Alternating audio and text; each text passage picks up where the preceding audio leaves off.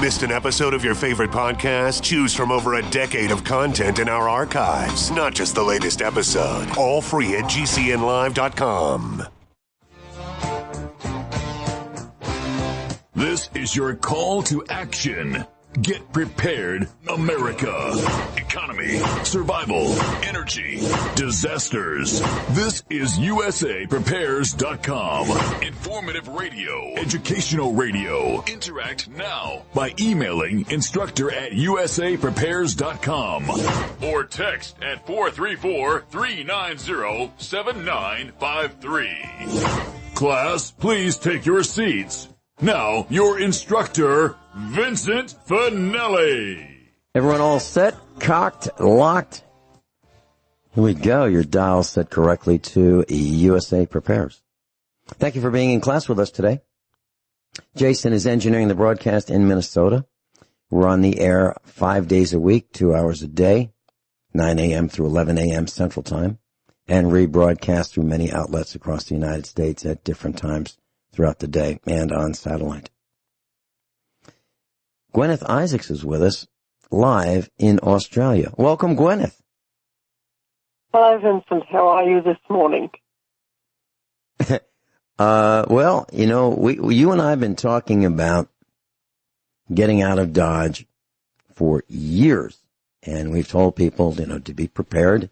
Things can turn on a dime. One of the terms that's used in finance education at the university level is called random walk.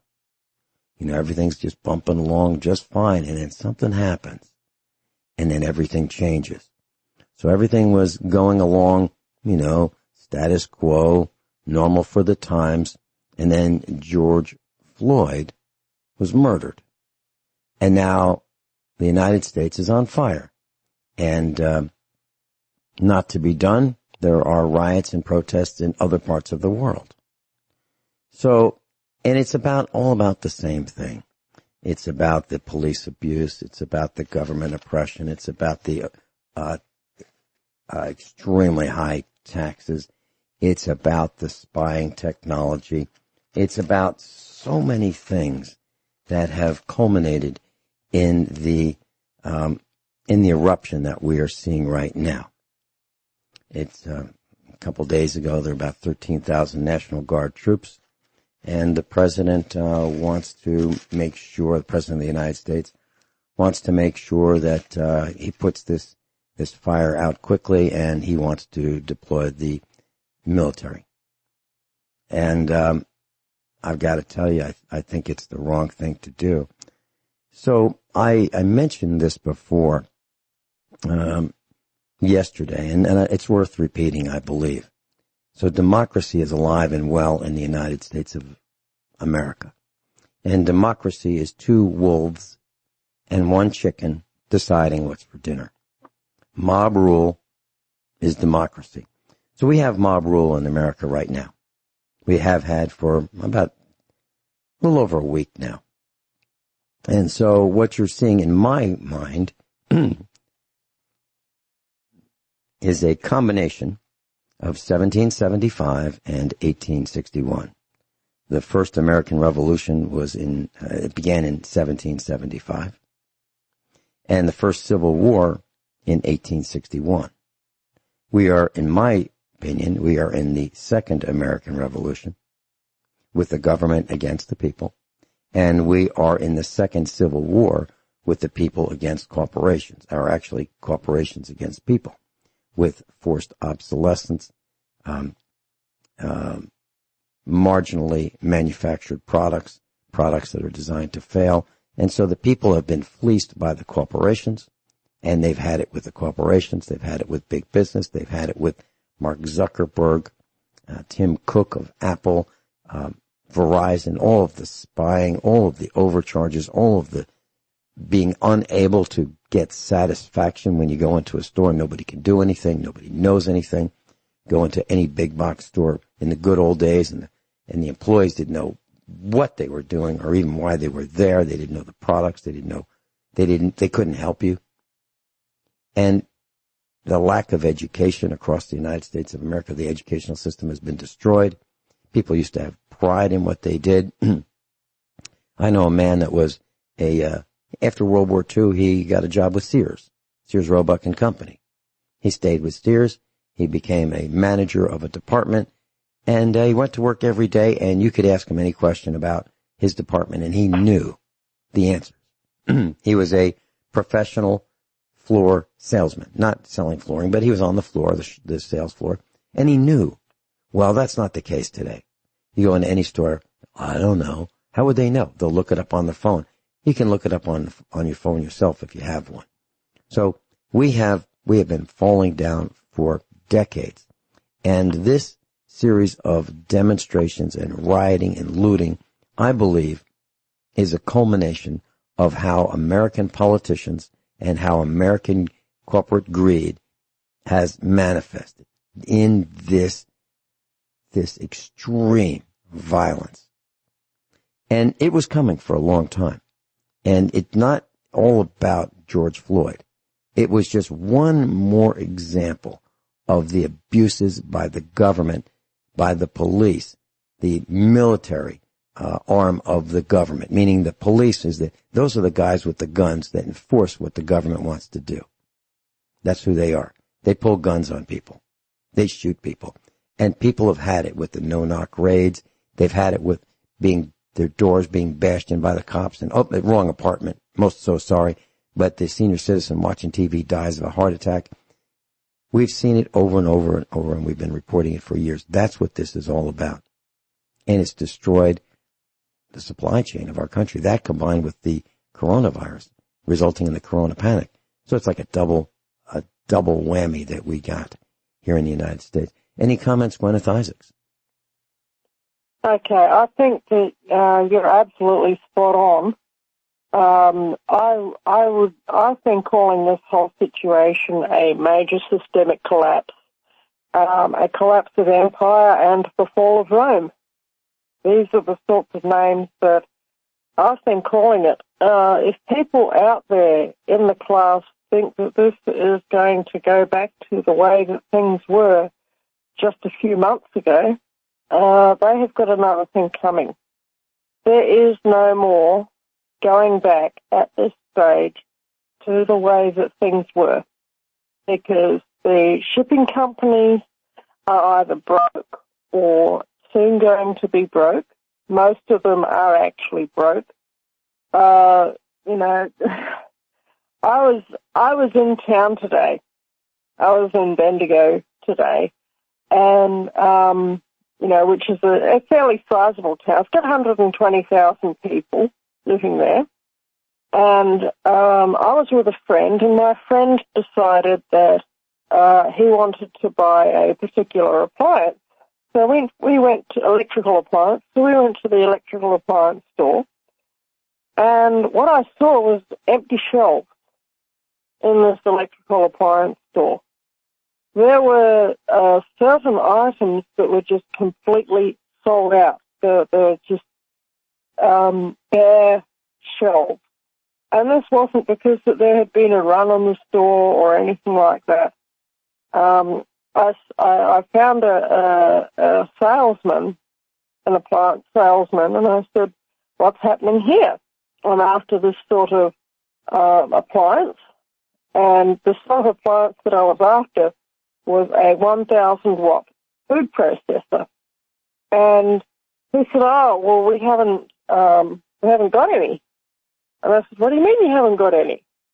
He said, "Well, we've got the 2,500-watt food processors, we've got the 800-watt food processors, and the 750-watt food processors, but not the 1,000s." And I said, "Wow, when are you going to get some more? Next week?" And he said, "Oh, at least 4 to 6 weeks." And I said to him, "When was your last freight shipment?" And he said, "February." He said, "Just after this whole coronavirus thing started, we got a shipment of appliances, and we haven't had one since." And I said, "You're kidding me." And I said, "Well, okay, well, you don't have those. What about bread makers? Do you have any bread makers?" And he said, "Listen, they sold out within 48 hours of this whole thing being announced." And I said, "You're kidding me." And he said, "No." And I said, "Wow, that's quite amazing. Thank you very much for your help." And that's just an example. Now, if an appliance manufacturer has not sold any appliances since February, they're not coming back. Okay? What is happening is that they are gradually selling the appliances on their shop floor, and I believe that they, at this point, they had a lot of specials on, and I believe at this point that they are actually selling their demonstration stock. So that means that instead of, selling, instead of you looking at the fridge and saying, "Well, gee, that's a neat fridge, I'd like to have that fridge," then instead of them saying, "Okay, well, we'll call the factory and we'll get one delivered to you, in 2 weeks," I believe now that what they're actually saying is, "Wow, cool. That's really great. That's $1,000 in our till, and we'll have it delivered to you this afternoon, shall we?" Does that make sense, Vincent? That's the level that we're at now. That's my store at the appliance store this afternoon. Oh, that's what's happening here in the United States as well. If you want to buy a freezer, let's say a chest freezer, one that has it is low to the ground, typically, maybe waist high, and you lean over and you lift up the lid. That kind of a freezer is out of stock, and it's not available till maybe near the end of this year, if then. Okay, you can't buy one on Craigslist used; they're all gone. So you can buy, you can order, a cheap Chinese one that has a substandard compressor that is thin and weak. You can order one of those, a new one, and you can get it in several months and pay full price for it. But if you wanted to get a used one, forget it. It should. And I've searched the entire country on Craigslist looking for them. It's not just here in Missouri; it's all over the country. They're unavailable. Bread machines are tough to get, and they're expensive. I mean, you can still get some used ones on eBay, but they've gone up because they used to be $10 for a used bread machine. Nobody wanted one. It was something that was fashionable or in vogue maybe 20 years ago. But no, it's too hard to make bread. It's too much work. You have to hit several buttons. You have to pour the flour and the water and the yeast and a little bit of lemon and sugar in there. It's just way too hard. And then you have to wait about 3 hours.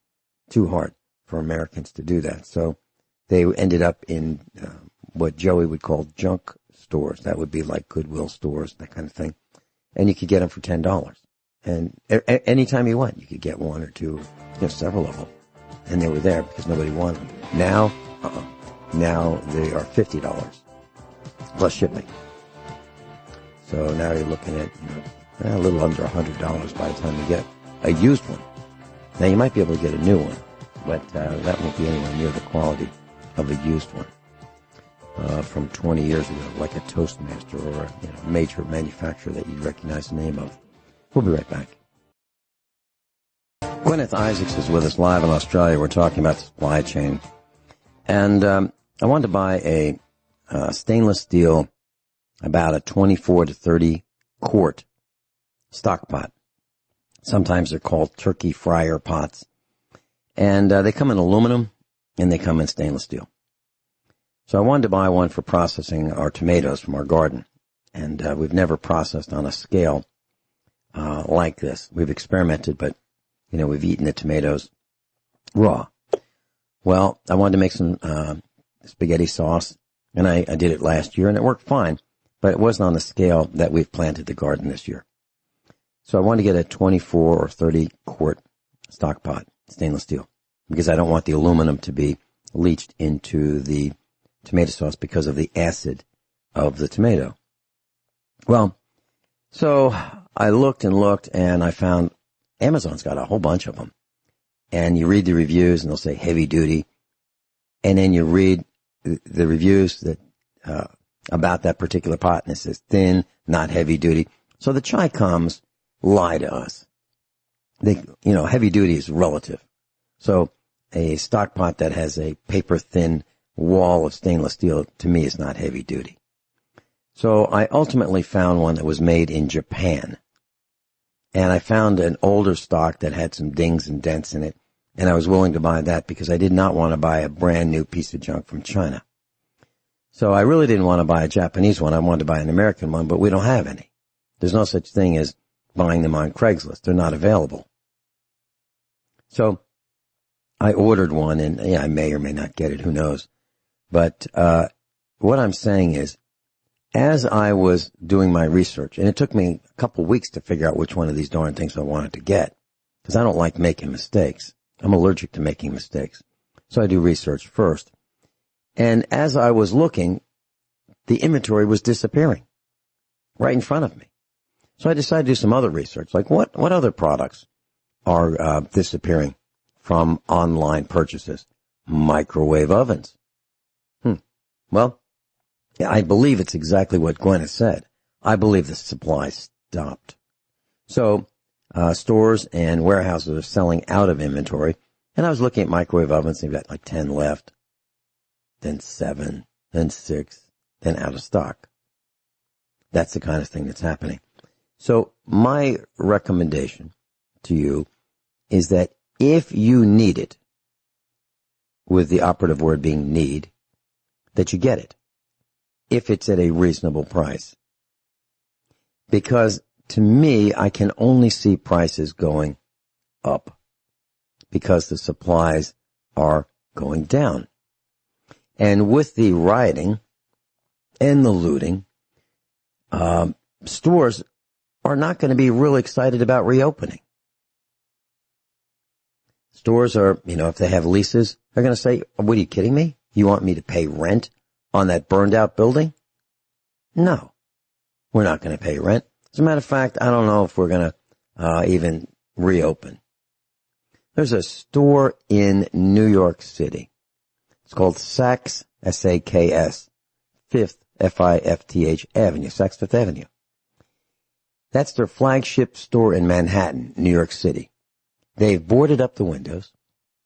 They wrapped the first 7 feet or so in chain link fencing. And then above the chain link fencing is concertina razor wire. You know what they have in prisons to keep the prisoners in? That's what Saks Fifth Avenue has done. Now, why have they done that? Because it's really dangerous. Now, if they've done that, do you want to go into a city like that and, buy some things? Of course not. So all across the country, cities are experiencing these protests, which have turned into riots and looting and vandalism and slashing, crashing, bashing, and burning. If you need it, I suggest you get it, because soon, if not today, delivery people are not going to want to deliver. They're going to be at risk driving trucks with merchandise in them. Guineith, any comments before we go to the break? Yeah, I would say that I absolutely agree with you. And I think that it's only a matter of time before what we've seen in the United States comes to Australia. And so far we haven't seen these sorts of things here yet, but I think it's coming. We'll be right back. Guineith is with us live in Australia, Guineith Isaacs. I'm looking at a protester sign, and it's a handmade sign, and it says, quote, PTSD is seeing a cop car and immediately making a detour to avoid any confrontation, cause you don't want to die, end quote. PTSD is seeing a cop car and immediately making a detour to avoid any confrontation, cause you don't want to die, end quote.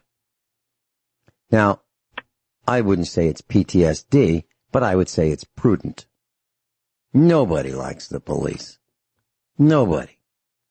Because they do things like shoot flashbang grenades, shoot rubber bullets, shoot real bullets. There are people who have protested, peaceful protesters who have been shot in the eye and lost their eyes in the last 7 days. There was a reporter, I was watching, a young gal, she was a reporter, and she was on camera, and she was shot right in the abdomen with a grenade launched by the police. She's not the first. There are several reporters who have been injured. There are people who have been arrested reporting on what's going on. Reporters on camera, including CNN. And the mayor's daughter in New York City was arrested. So the police are absolutely out of control. And they're escalating. And the guy in the big house, he says that he wants to get tough. That's what he wants to do. He wants to get tougher on the protests. And when that happens, and when they start shooting more, the police have already started shooting. When they start shooting more, the violence will escalate. I read a report that Derek Chauvin had killed himself while in jail. And yeah, I did several days ago, but I didn't mention it because I couldn't find another source. So I don't know if it's true or not, but I'll read the headlines. This is W24N.com. World News. Minneapolis police officer who killed George Floyd, Derek Chauvin, commits suicide in prison cell. And it says Minneapolis. Fired Minneapolis police officer Derek Chauvin committed suicide in his prison cell pending trial on third-degree murder and second-degree manslaughter charges, the U.S. media reported on Saturday. Goes on to say, on Sunday, John Harrington, commissioner of the Minnesota Department of Public Safety, announced that Chauvin committed suicide after his arrest in his Minnesota jail cell. Doesn't say much more than that. But I haven't found anything else that says something anywhere near the same as that.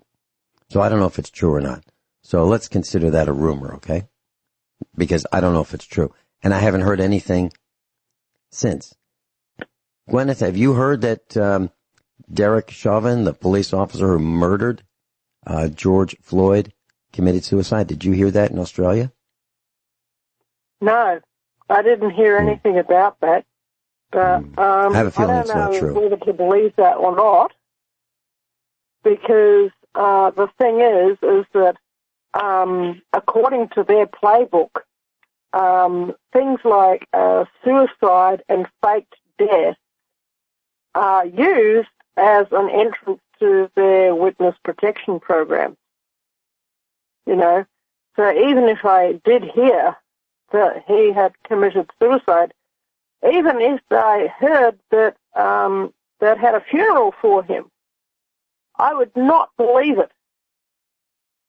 I would not 100% believe it. Hey, it might be true. Maybe his conscience got to him, you know. But from what I've seen, these guys don't have consciences. The whole concept of conscience at this point in time seems to be foreign to the representatives of the blue team. That means I don't think they've got a conscience anymore. I think that they have sold out and that they are hollow shells walking around in flesh bodies. I think that what is going to happen from this point on, I think that Donald Trump is going to do his clamp down with the military and the National Guard and, you know, the corrupt police and whoever else. And they're going to keep on shooting people on their own porches. But that is not, and for a while, the rioting and so on will seem to go away. And, you know, there'll be some people out there, and the press will say, "Hey, Donald Trump did the right thing, yay!" But what is going to happen after that is that you are going to have citizens. By the way, I'm not encouraging anyone to do this. I'm just saying that this is what I can see happening. There are going to be genuine citizens' militias forming in the United States, and they are going to be quite well armed, and they're going to be quite well organized, and they're going to be, there's probably going to be a lot of military veterans in there, and from then on, you are going to be having a genuine civil war / revolutionary war in the United States, because these militia groups are going to start going after government institutions.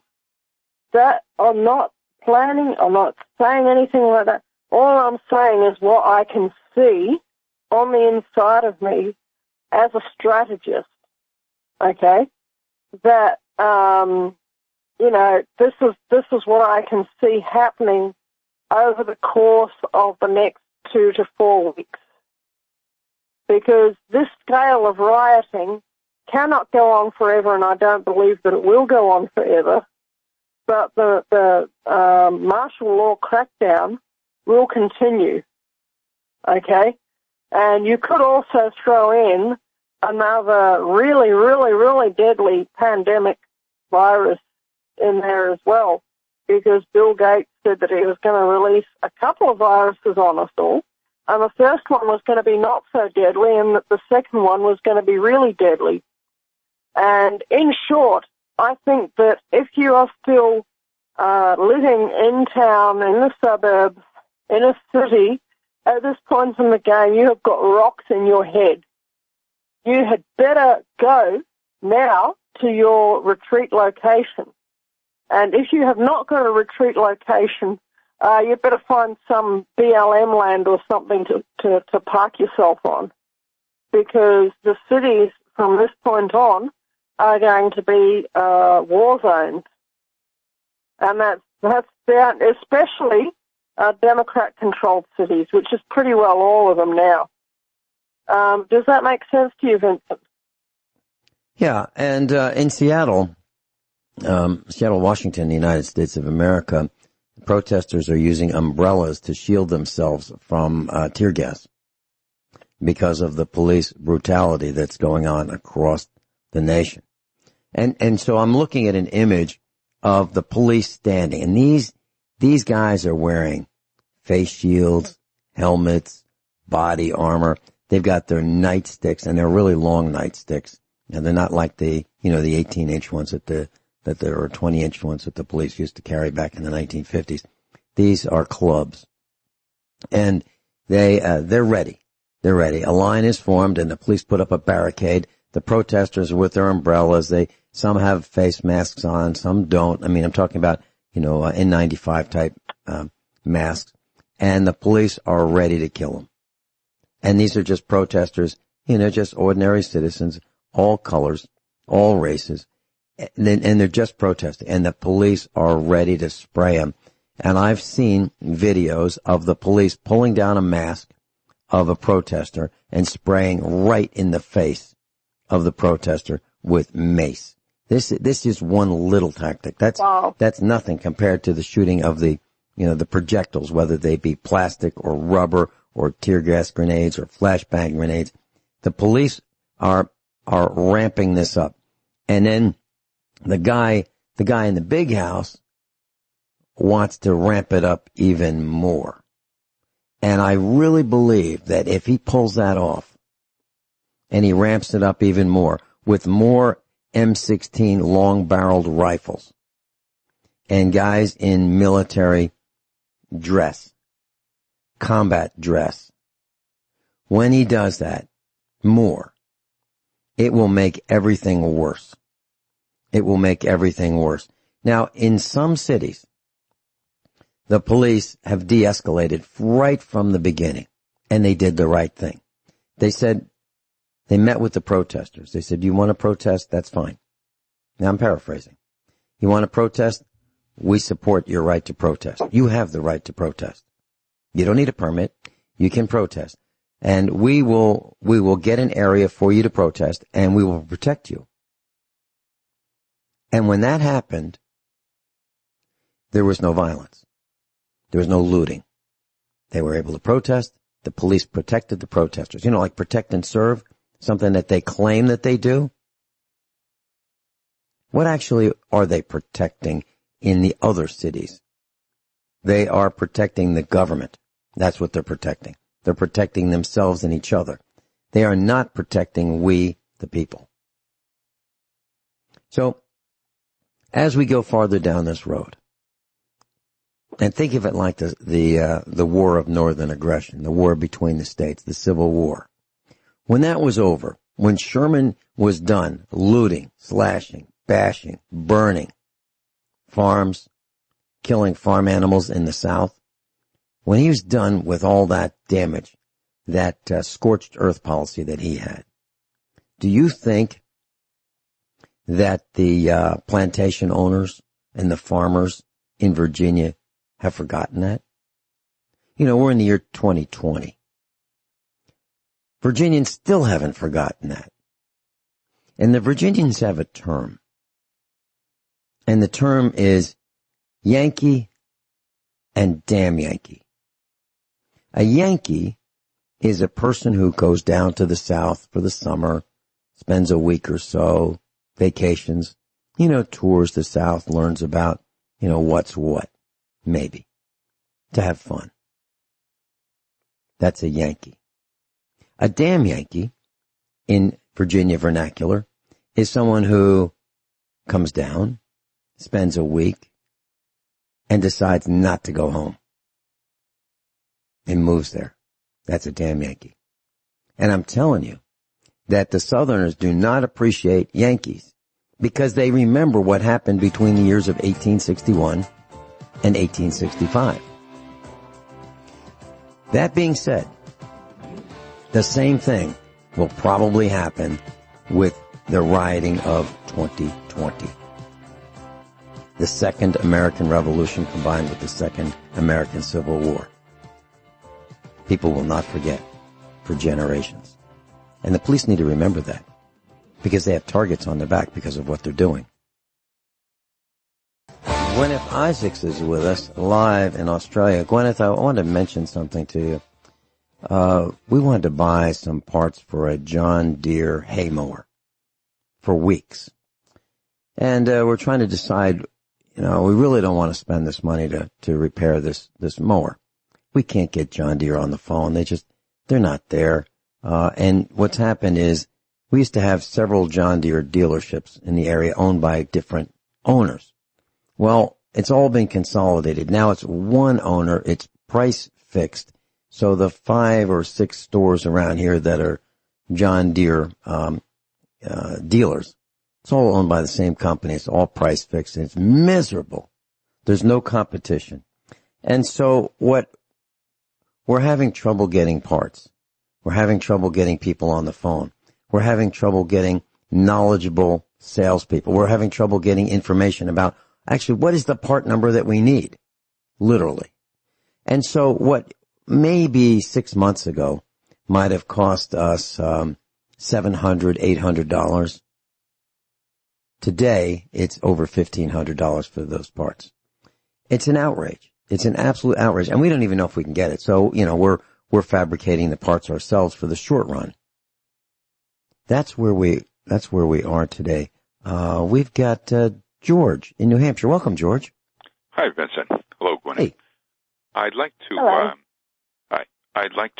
just say that the way I think this is going to play out eventually is that it's like a train that was far off, and you know, when it gets close, your ears start hurting because you hear the squealing of the wheels. Well, the train's about ready to pull into the station. And from what I see, you mentioned the Civil War. They were very upset at Lincoln because he wanted to borrow money for a war against the South, and wars are expensive. And the biggest bankers in the world that could bankroll it were in England, and especially in Europe. And they said, yeah, we'll loan you the money, 36% interest. So when he did the math, he figured, look, that's going to bankrupt our country. So what he did was he said, wait a minute. He says, we can coin our own money the Constitution provides. And he came up with what they call the greenbacks. And they claimed that John Wilkes Booth was an agent of the European bankers because they didn't want this to continue much past the war. And they not only murdered Lincoln through their agents, but they also continued over the next 40, 50 years until they finally got the Federal Reserve Act in place. But what I see playing out is back in the Civil War, a lot of people don't know that the French under put Maximilian as the president of Mexico right just about around the start of the Civil War here. And then the English moved an army up into above New England here. And they were just waiting because they figured like two wolves just waiting for two powerful stags fighting it out. Eventually, they're just going to wait until they wear themselves out to the point where they're so weakened, they just move in for an easy kill. And in Venezuela, and I'm told even in Mexico, a lot of deals have been made with the Chinese and with the Russians. I believe the Russians have a base in Venezuela, and the Chinese basically control the Panama Canal for all intents and purposes. So what I'm saying is that this house isn't going to be, a house divided is not going to stand. And right now, I think they're soon going to be coming in to collect because they basically own us. And I'm sure that there are forces out of the former British Empire that really never really appreciated that we broke away and had our own country. And they've been sharpening, I think, their pencils, figuring out how to get us to basically bend the knee again. And I think it's all going to play out that I'll leave it with this. The saying is no foreign army could ever take a drink out of the Potomac that runs through Washington, D.C. and other places. Very beautiful, even though it was very polluted. But they said what's going to happen, it's going to rot from within. That's the only way that they could accomplish it. And when we look around, the rottenness has reached the foundations to such a degree that eventually one day, those insects that are boring away at our foundations morally, our laws, our freedoms, it's just going to collapse. George, have you heard the term, your name is mud? Have you heard that term? Yes. Yeah. Well, Samuel Alexander Mudd, Sr., was the doctor who treated John Wilkes Booth after he assassinated Abraham Lincoln. And because of that, they would say, your name is Mud, which means you're no good. That's where that came from. I just wanted to share that little piece of history since you mentioned Abraham Lincoln. Did you want to stay through the break? If you don't mind. Sure, that would be great. So, George, is your opinion we're going down for quite a while? Is that your thought? Well, I mean, they talk about Babylon, and I would say that with a lot of the things that are exported from this country, I believe we're Babylon. All right, we'll be right back with Guineith Isaacs. Everyone all set? Cocked, locked. Hour number 2 of USA Prepares. Guineith Isaacs is with us live in Australia. George in New Hampshire is with us. Both are instructors here at USA Prepares. I would play this clip for you, except it's 10 words, but I can't because 20% of the words are profanity.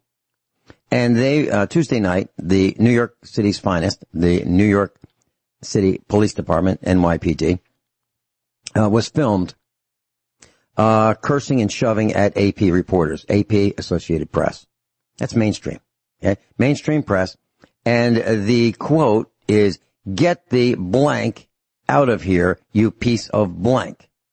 That's what the New York City's finest cops have done. So if people are, I hear it all the time, oh, they're really good police. Most police are really good.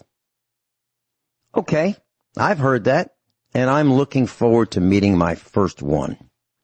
Guineith, I asked George, do you think we're going down for a long time?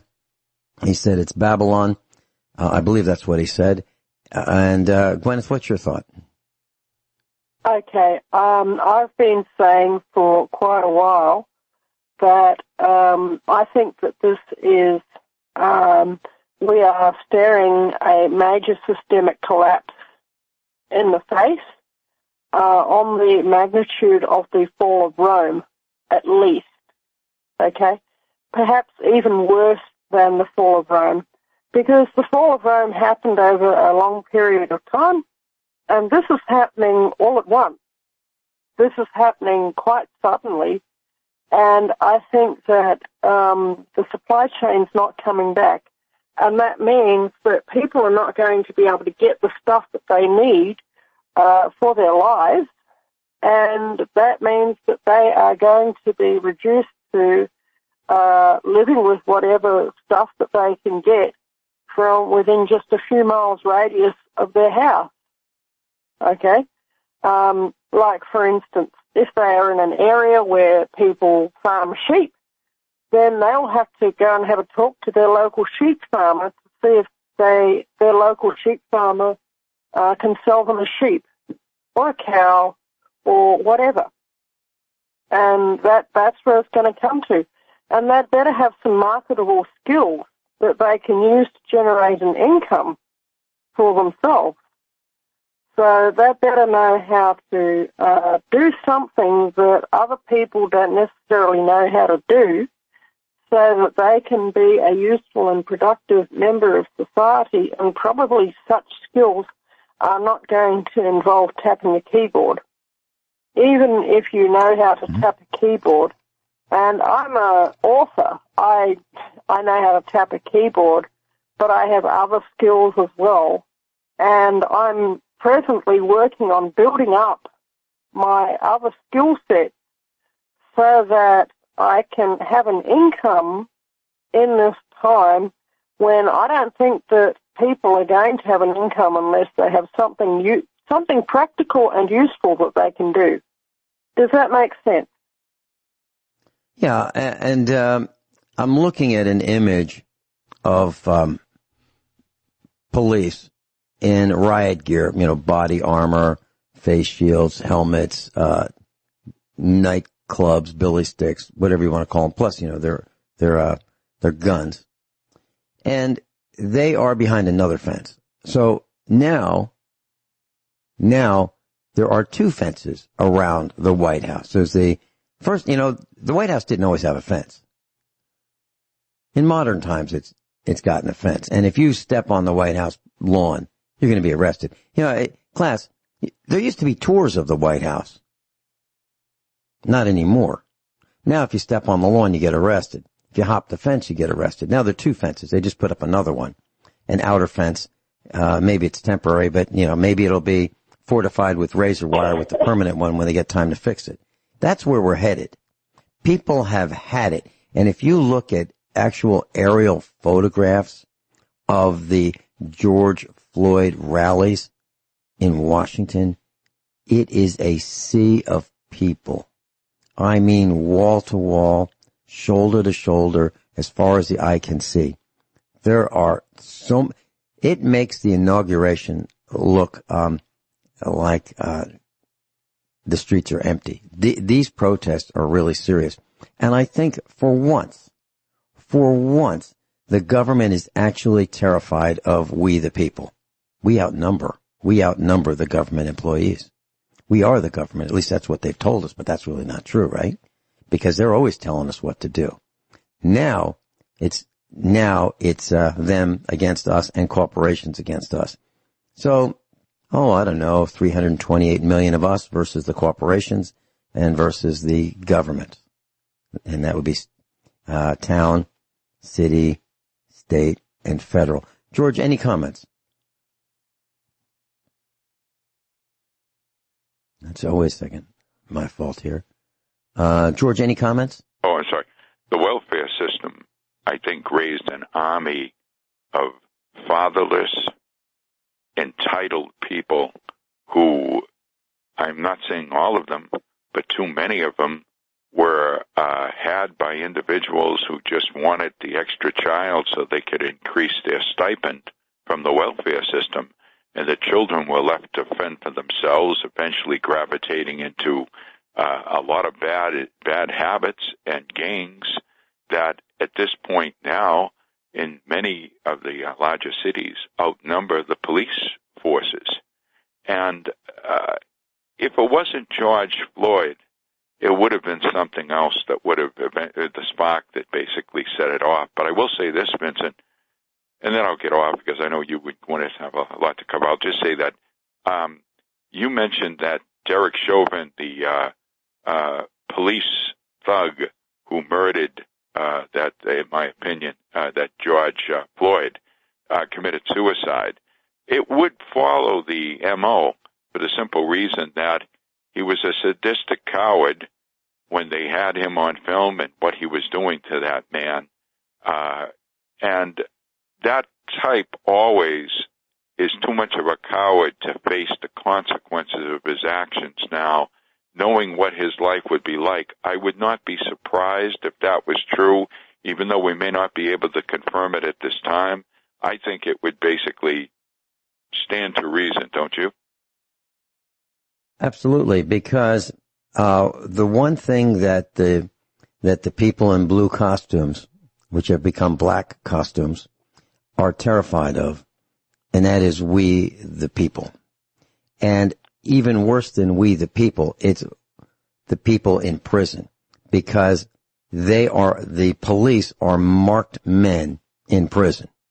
And the safest place for a cop to be in a typical prison would be solitary confinement.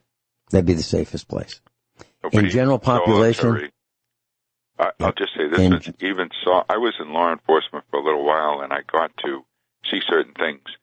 Even in solitary confinement, if they want to get you, they can just have one of their gang members check into what they call PC, protective custody. And even solitary confinement wouldn't protect you from a lot of things in that type of system, because it's basically, let's just say, there's a lot of corruption even within the prison walls on many levels. And it could be as easy as bribing a guard to give medication, if you will, to a person in solitary confinement. You know, medication that would cause, I don't know, a heart attack, something like that. So this is the sum of our worst fears in the United States, and it's getting worse. And I read a report that says that President Donald Trump has the lowest first-term approval rating of any president. He's at the bottom already. And I'm not faulting him for everything he's doing, but I am faulting him for listening to people who are giving him bad advice. And in Omaha, Nebraska, the governor, Pete Ricketts, yesterday apologized for calling black leaders you people. He said, you people. Those words, you people. What was he thinking, calling black leaders you people? What that means is he believes, by using those words, in my opinion, he believes that he's different. He's above the people he's calling you people. What an idiot for saying anything like that. How could he? How could he say something like that? You people. The country is a tinderbox. George, in New Hampshire, are you seeing any rioting in New Hampshire?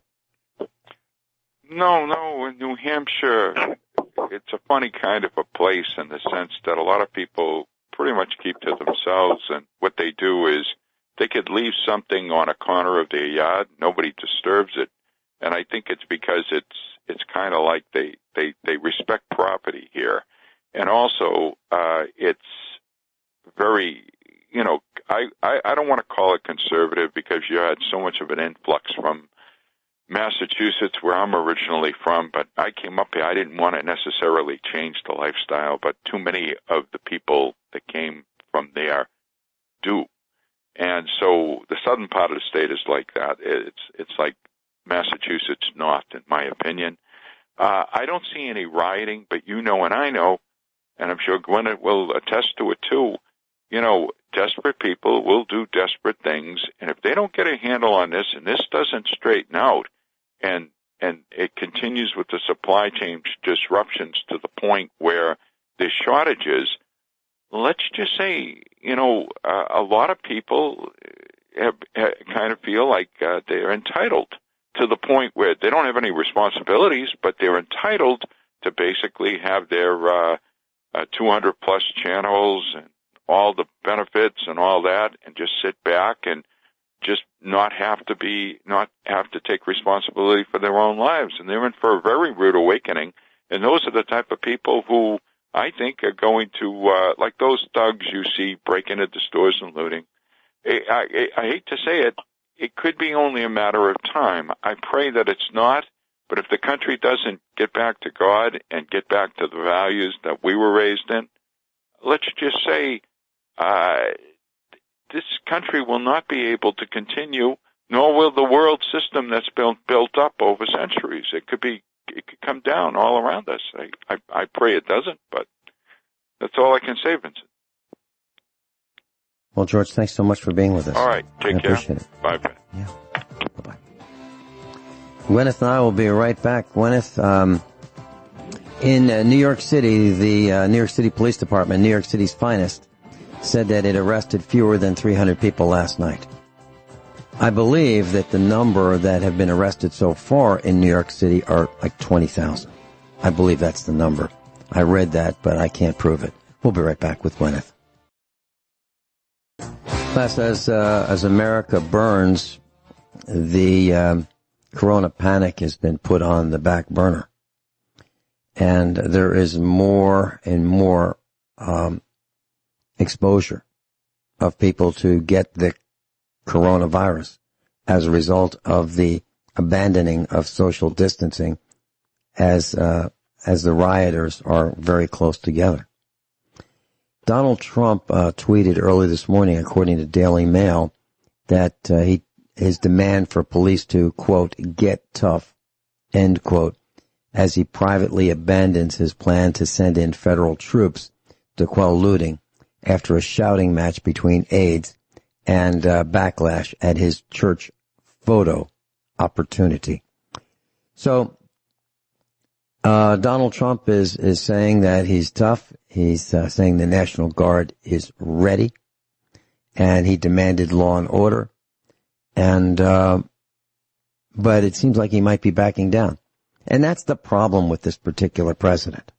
We have seen time after time after time that he says something and reverses his position the same day or multiple times per day. He needs to get rid of all of his advisors, every one of them, and he needs to pay attention and do his own research because they are leading him astray. And he has, through his tweets, gotten himself the lowest rating of any president for one term in the United States. He's done it by himself. Well, with aid of people giving him bad advice, like the synagogue of Satan or the synagogue of greed. Gwyneth, any comments? Okay. I'd like to say I'm really actually quite disappointed in Donald Trump. He had the greatest potential of any modern president of the United States. I'm certainly gladder that he got in than Hillary, but, well, he seems to have been playing a double game. It's like that he says one thing and then does almost the exact opposite. And, you know, the first few times you could sort of dismiss that and say, oh, well, you know, whatever.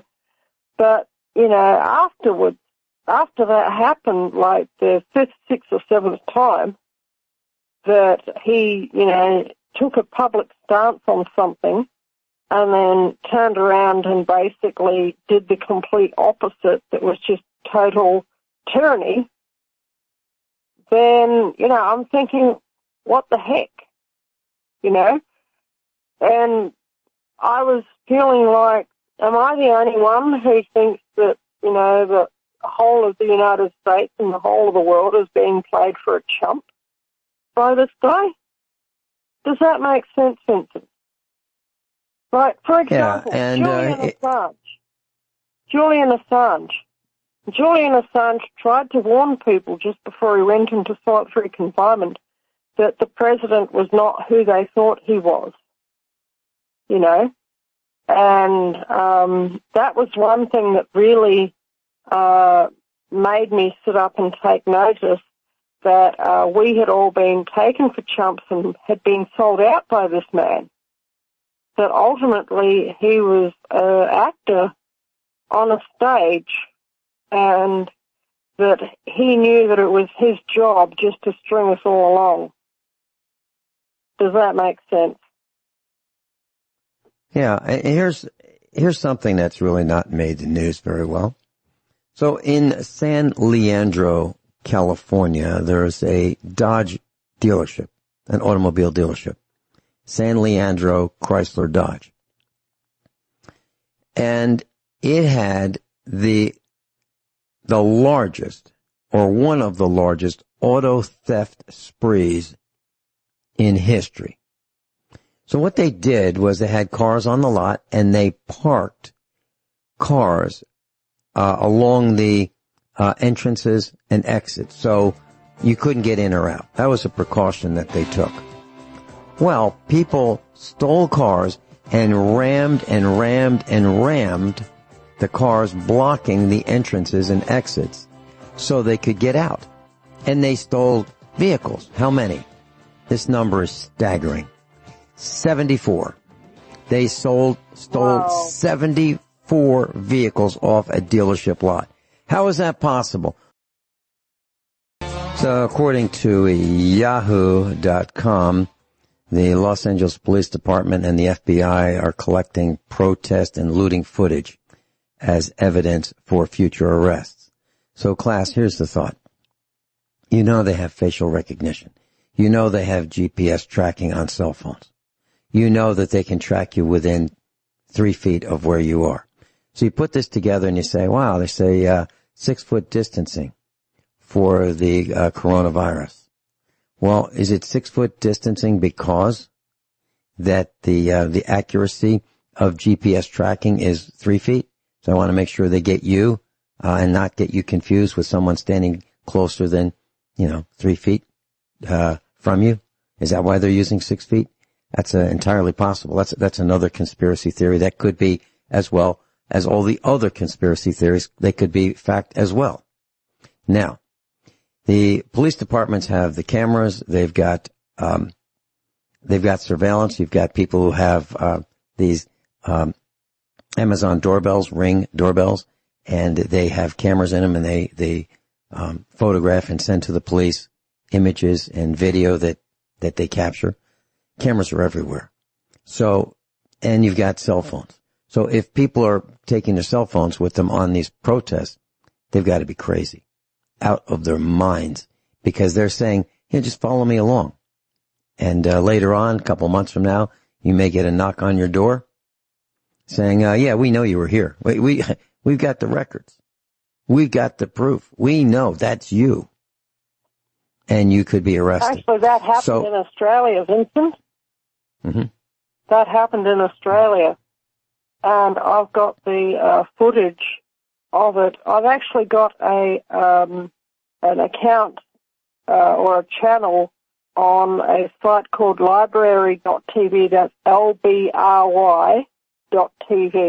Okay? If anyone wants to go to LBRY.tv and search for Guineith Isaacs, they will come across my channel there. and I have another channel which is called Blocked Videos. So if you go to library.tv and you search for blocked videos, then you will see my channel, and you'll know that it's my channel because the thumbnail for that channel is a padlock with a skull and crossbones on the padlock. Okay? And it's quite interesting if I come across a video that I think is going to be purged off the internet, then I will put it on blocked videos. So that's just another little bit of work that I'm doing. And one of them was a video where a woman who lives in Melbourne was at a protest in Melbourne, and a few days later she received a knock at her door. And the police were there, the Victoria police were there, and they were trying to give her a $1,500 fine for breaching social distancing. So that's exactly what you're talking about, you know. Another thing that I said on my Facebook page is, wow, gosh, I wonder how long it's going to take for people who are gang members to figure out the benefit of this mask-wearing rule. I'm not advocating that anybody do anything, but I thought, wow, I can't believe that they're actually doing this, because it's not going to take very long for gang members to realize the possibilities of this. Okay? What you're saying about the cell phones is absolutely on the money. People ought to, if they want to film these sorts of protests, they need to get a GoPro, because GoPros do not have, generally, you would have to look at the specifications of your particular little camera and pick a camera that does not have GPS tracking on it and does not have a location function on it. But yeah, if you want to take a camera to these sorts of protests, I would advise doing so just for, you know, the purposes of historical documentation and so on.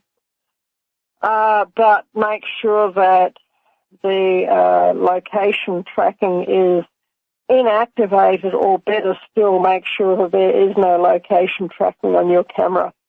Not all of them have location and GPS tracking on them. So that would be something that you could take advantage of there. Does that make sense, Vincent?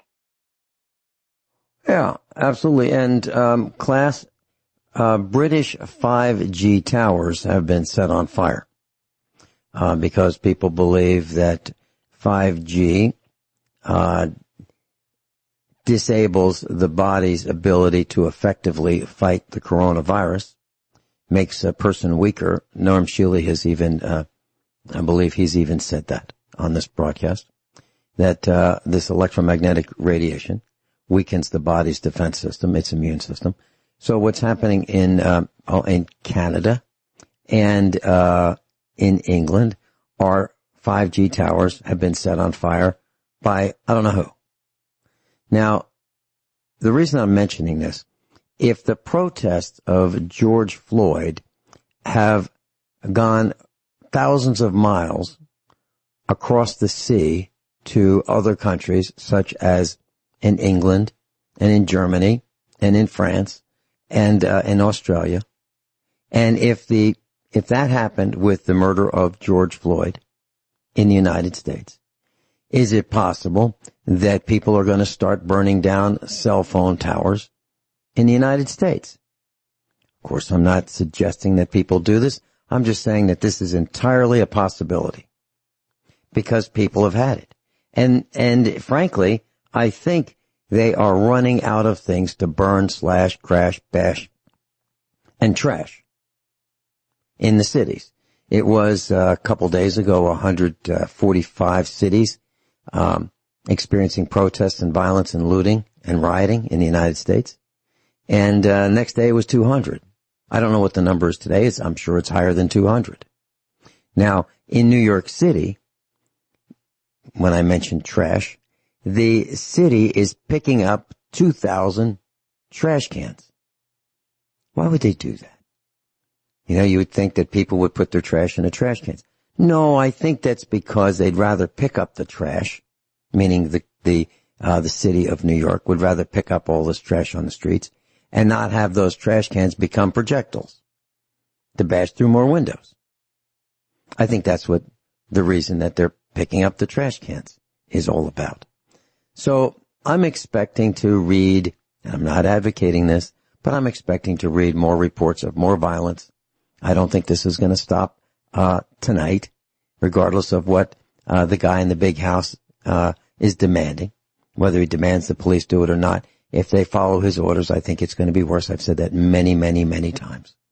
But picking up the trash cans in New York City is one more attempt to slow the spread of violence.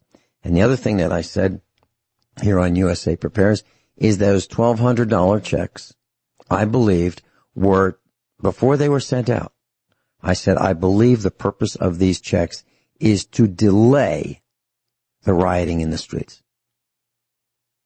And once the checks come out, they're going to have to keep coming out, or there's going to be more violence in the streets. So I would suspect that when the president calms down and thinks about this and says, I think we got to send some more checks out. Maybe $1,200 isn't enough. Maybe 2,000 is the number per person, man, woman, and child in the United States. Maybe that's it. And here's what's happening. This is not commonly known, but you know, schools have been shut down. And I believe the number is $300 in the corrupt state of Missouri. So if you had a child in school in Missouri in the public school system, the public training camp, and your child is not going to school because the school's been shut down, I believe that the state is giving you another $300 for meals for that child. Because that child, if that child was enrolled in the free meal program, like, you know, breakfast and lunch. So because the child is not going to school, there's another $15 a day that the child would be getting for those school days missed. Now, what about Saturdays and Sundays? So there's like 21 school days in a month of 30 days. Well, it seems that the government will give you $15 extra per school day in the state of Missouri if your child was enrolled in the free or reduced lunch program, or $10 per calendar day, which would be 30 days times 10, $300. That's the kind of stuff that's going on. So if you are, and where's that money coming from? I guess that would be coming from like real estate taxes, like our farm real estate taxes and other people who pay taxes on their real estate. Because if you don't pay your real estate taxes, the government will steal your property at the muzzle of a gun. You know, kind of like what the police are doing all over the country. But they'll just steal your farms or houses or properties or land one at a time. So this has got to stop. The overtaxation has got to stop. The people are absolutely, positively frosted. So, what do we want as people? We want lower taxes. We want less oppression by the government. We want less surveillance, less spying, less collection of data, less intervention in our lives. That's what we the people want. And I'm probably closest aligned to libertarian. That would probably describe me. Jefferson, Thomas Jefferson, libertarian. Small government. Help your neighbor. Help your family. Work with your neighbors. Cooperate with your neighbors, not fight with your neighbors. But the government has caused division and oppression. And it's got to stop. And maybe Derek Chenault is the guy who will be remembered for the burning of America. Guineith? Yeah, I think that, oh my gosh, things are not going to go back to normal. There is no going back to how things were before, okay? It's a thing of you're going to have to adjust to Well, there's a phrase that's been bandied about in the mainstream media, which is new normal. But, their idea of new normal and my idea of new normal and your idea of new normal are quite different things, okay? My idea of new normal was, I'll keep doing what I've always been doing for the last few years, but maybe with a little bit less blue team interference, because they are going to be thrown under the bus in this whole process, okay? Because they are being shown to the weak, thuggish cowards that they really are through this whole thing. And when the people stand up to them, they are running away with their tails. Guineith, during the commercial break, I decided to click on the calculator on my screen. And I did some simple arithmetic. Class, Guineith, this is absolutely astonishing. So, according to Zero Hedge, factory orders in the United States of America crashed by the most in American history. Factory orders have never fallen as much ever in the history of the United States in 1 month.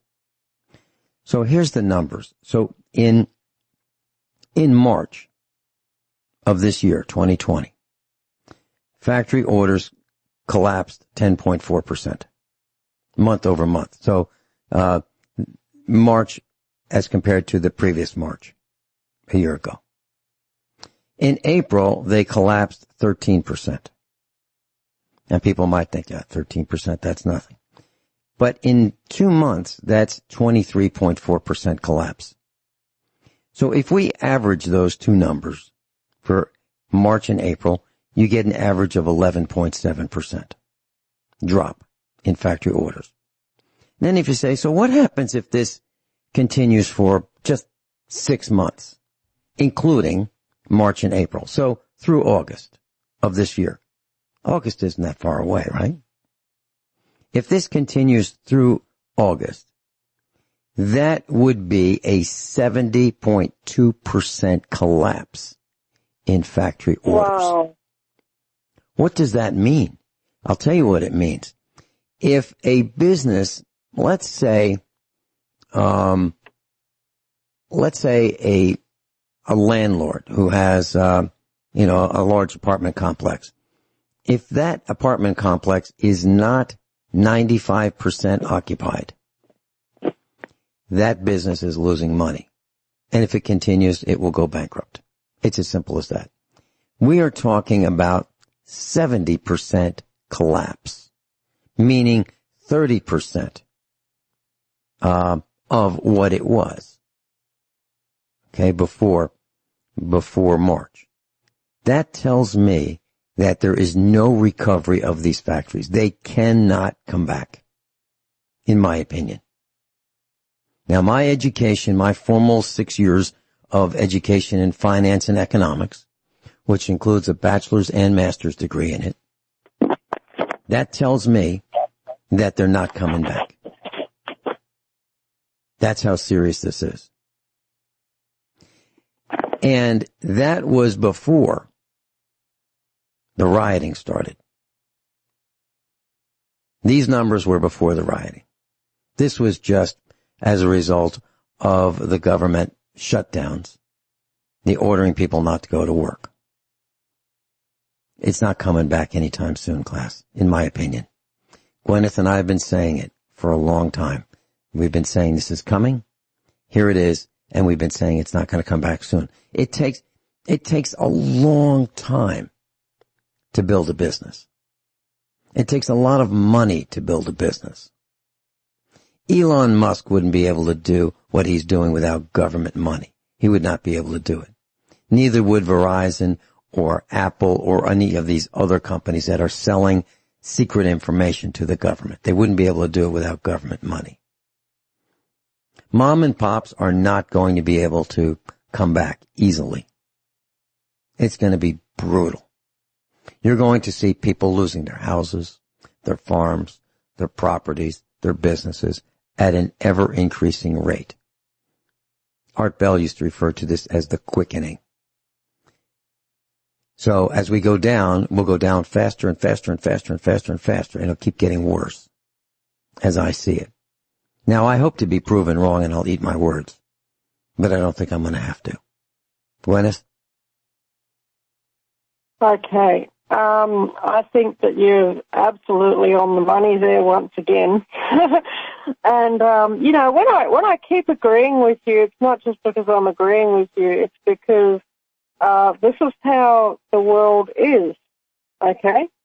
If you get somebody who is on a government teat, okay, and they are not using that government check to build up their own life to the point where they're not going to be reliant on the government anymore, they are a darn fool, okay?